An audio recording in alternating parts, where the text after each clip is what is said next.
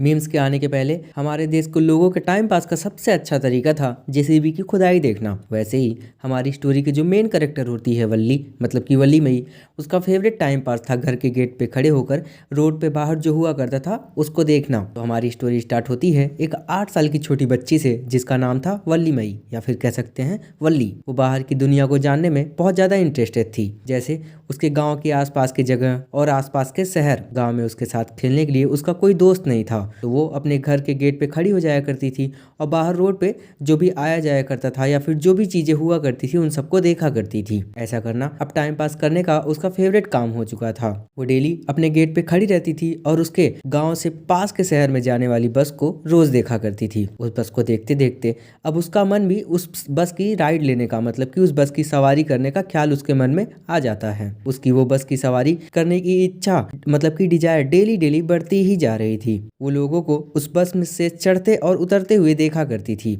जो उसको नेबर्स थे वो हमेशा उस बस की सवारी किया करते थे और वो उनकी बातों को बहुत ज़्यादा ध्यान से सुना करती थी। मतलब जब वो सवारी करके बस से उतरा करते थे तो जो वल्ली थी उनकी बातों को बहुत ज़्यादा ध्यान से सुना करती थी और वो इमेजिन किया करती थी कि बाहर की देश या मतलब बाहर का जो शहर है वो कैसा है। वल्ली बस के राइड के बारे में छोटी छोटी चीज़ें लोगों से सुना करती थी और उन बातों को सुनकर उस राइड के बारे में थोड़ा थोड़ा सीखा करती थी। पास का जो टाउन था वो उसके गांव से करीब 6 मील दूर पड़ता था। एक तरफ का जो रेंट था वो बस का वो था 35 पैसे। टाउन तक पहुंचने में कुल 45 मिनट तक का टाइम लग जाता था। वल्ली जो थी वो एक दिन बस की सवारी करने का प्लान बनाती है। वो सोचती है अगर वो 1 बजे की बस को पकड़ती है तो वो 1 बजकर 45 मिनट पे पास वाले टाउन में होगी। फिर वो वहां से मतलब पास वाले टाउन से 2 बजे की बस को पकड़ेगी और 2 बजकर 45 मिनट तक अपने टाउन अपने गाँव को वापस आ जाएगी। वो कई बार अपने इस प्लान के बारे में सोचती है और फिर लास्ट में वो सोचती है, मतलब कि वो डिसाइड कर लेती है कि वो अब ऐसा ही करेगी। वल्ली अपने घर के बाहर उस बस का आने का वेट करने लगती है।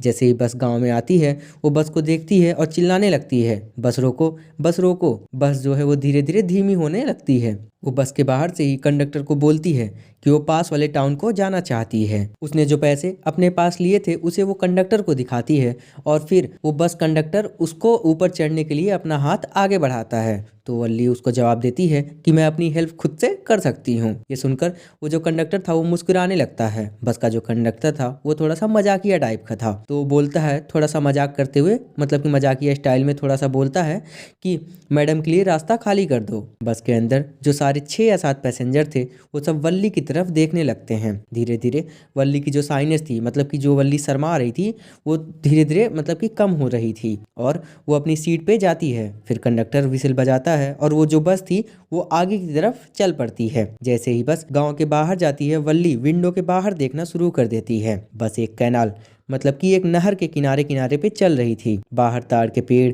घास के मैदान, मतलब कि फील्ड्स, दूर के दिखाई दे रहे माउंटेन्स और ब्लू कलर का दूर तक फैला हुआ स्काई को देख सकती थी। वो आगे कई एकर्स में फैले हुए खेतों के मैदान देखती है, मतलब कि खेतों के फील्ड्स देखती है। एक ओल्ड पर्सन जो बस में थे वो वल्ली को बैठने को बोलते हैं, तो उनकी बातों को सुनकर थोड़ा सा एनॉय हो जाती है, मतलब थोड़ा सा परेशान हो जाती है। कंडक्टर जो था वो मजाक करते हुए बोलता है, लेकिन सर ये तो एक ग्रोन अप मैडम है। तो वल्ली उस बात पे तुरंत जवाब देती है। वो कहती है कि मैं कोई मैडम वैडम नहीं हूँ। वो कंडक्टर को याद दिलाती है कि उसने अभी तक उसको टिकट नहीं दी है। वो कंडक्टर वल्ली से बोलता है कि बच्ची, अगर तुमने अपने सीट के पैसे दिए ही हैं तो तुम खड़ी क्यों हो? यार हमारे यहाँ के जो कंडक्टर होते हैं वो ऐसे होते हैं कि वो पैसे ले लेते हैं और टिकट भी नहीं देते हैं, मतलब कि टिकट भी नहीं काटते हैं, फिर वो उन पैसों को खुद रख लेते हैं। जब कंडक्टर वल्ली को बच्ची बोलता है तो वो चिढ़ जाती है और बोलती है, मैं तुम्हें बता देती हूँ मैं कोई बच्ची बच्ची नहीं हूँ, मैं 8 साल की हूँ। ये तो यार शिवा वाला है, बच्चा न कहना अंकल। आखिरकार वल्ली अपने सीट पे बैठ ही जाती है। एक ओल्ड एज की लेडी आती है और उसके पास में ही बैठ जाती है, जो वल्ली को बिल्कुल भी अट्रैक्टिव नहीं लगी। उसके पास से बीटल नट की स्मेल आ रही थी, मतलब कि पान कह सकते हैं। वो लेडी उससे पूछती है कि क्या वो अकेले ट्रेवल कर रही है, तो उसे बीच में रोक देती है और उससे अपने काम से मतलब रखने के लिए बोलती है। वो बार बार अपने क्वेश्चंस पूछ पूछ के उसको परेशान कर रही थी, मतलब एनॉय कर रही थी। वो लेडी फिर वल्ली से पूछती है वो अकेले ट्रेवल क्यों कर रही है और क्या उसे पता है कि वो कहाँ जा रही है। वल्ली तुरंत जवाब देती है कि आपको मेरी फिक्र करने की कोई ज़रूरत नहीं है, मैं अपना ध्यान खुद से रख सकती हूँ। वल्ली की जो पहली बस की राइड थी वो ढेर सारे प्लान्स और बहुत सारे कष्ट उठाने के बाद सक्सेसफुल हो पाई थी। जो भी चेंज कॉइन्स उसके हाथ लगते थे वो उनको बचा के अपने पास रख लेती थी। लास्ट में उसके पास कुल 60 पैसे बच जाते हैं। उसने जो टॉयज़, बलून और झूला झूलने का जो मन उसके अंदर आता, मतलब उसके मन में जो इन सबको चीज़ों को करने का ख्याल आता था, उन पे कैसे कैसे करके कंट्रोल करती थी, मतलब काबू पाती थी। उसकी दूसरी सबसे बड़ी प्रॉब्लम थी वो कैसे अपनी माँ को बिना बताए और कैसे घर के बाहर जाए जिससे उसकी माँ को पता ना चल पाए कि वो बाहर घूमने गई थी। वो रोज अपनी माँ को 1 बजे से लेकर 4 बजे तक के बीच में नींद की झपकी लेते हुए देखा करती थी। तो वो सोचती है कि वो इन्हीं 3 घंटों में बाहर जाने का प्लान बना सकती है। बस जो थी वो टाउन की तरफ आगे की तरफ बढ़ती हुई जा रही थी। रास्ते में छोटे छोटे गांव गुजर रहे थे। अचानक जो वल्ली थी वो ताली बजाना शुरू कर देती है। वो देखती है कि रोड के बीच में एक यंग काऊ जो थी वो दौड़ रही थी। बस का जो ड्राइवर था वो बार बार हॉर्न बजाया जा रहा था, जोर जोर से हॉर्न बजाया जा रहा था। वो जितना जोर जोर से हॉर्न बजाया जा रहा था वो जो गाय थी, मतलब वो जो काऊ थी, वो उतना ही डर जाया करती थी। ये सब वल्ली को एक मस्ती से भरा हुआ मोमेंट फील हो रहा था। हंसते हंसते उसकी आंखों में से जो है वो आंसू आ जाते हैं। बस एक रेलवे क्रॉसिंग से पास होती है। बस एक वेल लेड, मतलब कि अच्छे से लगाई हुई मार्केट्स के पास से गुजरती है जहाँ पे सुंदर सुंदर और चमकदार कपड़े रखे हुए थे। उन कपड़ों के पास में काफ़ी भीड़ भी जमा हुई थी। अब वल्ली का डेस्टिनेशन जो था वो आ चुका था। उसके 30 पैसे जो थे वो उसको वहीं तक पहुंचा सकते थे। कंडक्टर उसको बस से बाहर उतरने को बोलता है। वल्ली उसको बताती है कि वो फिर से उस बस से वापस भी जाना चाहती है और उसे 30 पैसे कंडक्टर को पकड़ा दिए। ये देखकर कंडक्टर जो था वो हैरान हो जाता है। वल्ली उसे बताती है वो तो बस की सवारी करना चाहती थी, मतलब बस को एक बार राइड करना चाहती थी। बस का कंडक्टर जो था वो बहुत ज़्यादा हैरान हो जाता है। वो वल्ली से पूछता है कि रास्ते में अकेले आते हुए, मतलब बस से अकेले आते हुए रास्ते में उसे डर नहीं लग रहा था। तो वो जवाब देती है कि चिंता करने की कोई बात नहीं है। कंडक्टर वल्ली को एक ड्रिंक भी ऑफर करता है, लेकिन जो वल्ली थी वो बोलती है उसे टिकट के अलावा कुछ भी नहीं चाहिए। थोड़ी देर बाद वो बस उसके गाँव के लिए वापस चल देती है।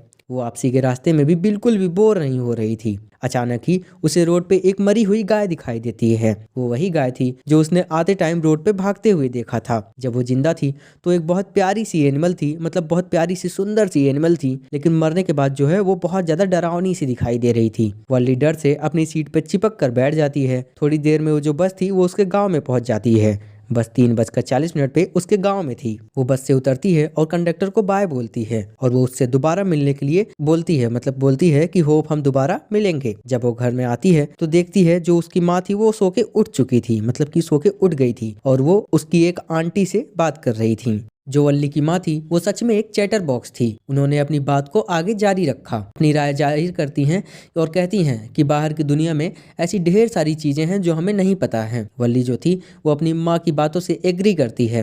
वो कहती है दुनिया में ऐसी बहुत सी चीज़ें हैं जो हो रही हैं और उन्हें पता भी नहीं है। जो उसकी आंटी थी वो उसे एक just a cheat of a girl बुलाती हैं, मतलब बित्ती भर की एक लड़की। वो उनकी बातों में अपनी टांग ऐसे घुसाती है जैसे वो एक फुल्ली ग्रोन्ड अप लेडी हो। वल्ली मुस्कुराने लगती है, लेकिन वो नहीं चाहती थी कि वो दोनों, मतलब कि उसकी माँ और उसकी आंटी नहीं समझे कि वो उसकी स्माइल के पीछे क्या कारण है। तो यार इसी के साथ इस चैप्टर की समरी यहाँ पे खत्म होती है। अब हमारी स्टोरी में जो कैरेक्टर स्केचेस हैं हम उनको देख लेते हैं। वल्ली जो थी वो एक चालाक, सेंसिटिव और सेल्फ रेस्पेक्टिंग और मस्ती करने वाली लड़की थी। वो 8 साल की थी, लेकिन जो उसका नेचर था वो कमांडिंग नेचर था, मतलब वो सबको ऑर्डर दिया करती थी।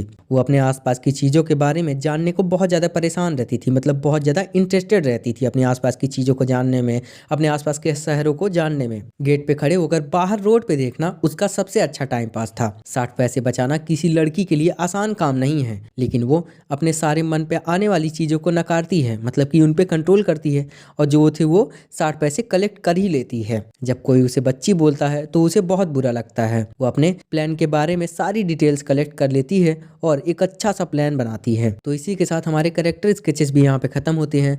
अब हमारे ऑथर के बारे में हम थोड़ा सा जान ही लेते हैं। हमारे राइटर का नाम है RS कृष्णस्वामी। उनका निकनेम था वल्लीकनन। उनका जन्म 12 नवंबर 1920 में तमिलनाडु के एक गाँव में हुआ था। वो एक फेमस तमिल राइटर, क्रिटिक और जर्नलिस्ट थे। उन्होंने बहुत यंग से एज से ही लिखना स्टार्ट कर दिया था। कुल 30 की उम्र होते होते उन्होंने कुल 30 बुक्स पब्लिश की थी। उन्होंने अपनी लाइफ में सब मिलाकर 75 बुक्स लिखी। उन्हें 1978 में साहित्य अकादमी अवार्ड मिला उनके क्रिटिक वर्क्स के लिए ऑन तमिल मॉडर्न पोएट्री। तो यार इसी के साथ हमारी इस चैप्टर की समरी यहाँ पे ख़त्म होती है। मुझे उम्मीद है यार तुम सबको ये चैप्टर और ये वीडियो पसंद आया होगा। अगर ये चैप्टर या वीडियो तुम सबको पसंद आता है तो यार चैनल को सब्सक्राइब करो और वीडियो को लाइक करना ना भूलना। तो यार मिलते हैं तुम सबसे अगले वीडियो में, तब तक के लिए टाटा बाय बाय। यार तुम चाहो तो कमेंट भी कर सकते हो, जिससे क्या होगा कि मुझे थोड़ा सा मोटिवेशन मिलेगा।